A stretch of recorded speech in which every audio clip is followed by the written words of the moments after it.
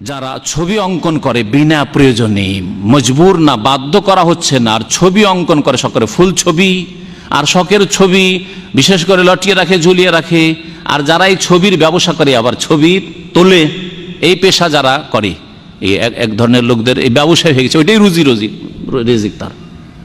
কঠোর শাস্তি তাদের জন্য রয়েছে। এই মর্মে অনেকগুলি হাদিস রয়েছে, সহিহ বুখারী মুসলিমের হাদিস, অনেকগুলি রিয়াজুস সালিহিন কিতাবে উল্লেখ করা হয়েছে, আর অন্যান্য হাদিসে তো আছেই।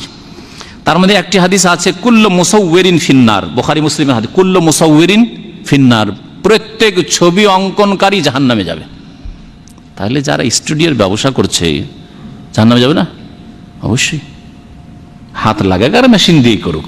কুল্লু মুসাউয়িরিন ফিন্নার ইউজআলু লাহু বিকুল্লি সূরাতিন সাওয়ারা, যত ছবি করেছে এই ছবি এর রূপ দেওয়া হবে কিয়ামতের দিন। ফায়ুআযাবু ফি জাহান্নাম, আর জাহান্নামে তাকে এইভাবে শাস্তি দেওয়া হবে যেগুলো করেছো তুমি।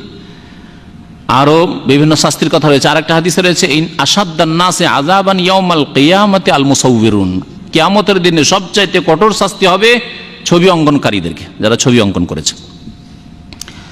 ইবনে আব্বাস রাদিয়াল্লাহু তাআলা বলতেন, যদি কোনো ছবি অঙ্কন করতেই হয় তাহলে ফাসনাই সাজার, গাছের ছবি করো, মানে প্রাণহীন ছবি করো, কোনো বিল্ডিং এর ছবি করো, ওমা লা রূহা ফিহি, আর যেসব বস্তুর আত্মা নেই, আত্মাহীন, সেগুলির ছবি করো। তোমাকে ছবি করতে খুব ভালো লাগছে, আর্টিস্ট হবে, ঠিক আছে, আর্ট করবে, ঠিক আছে।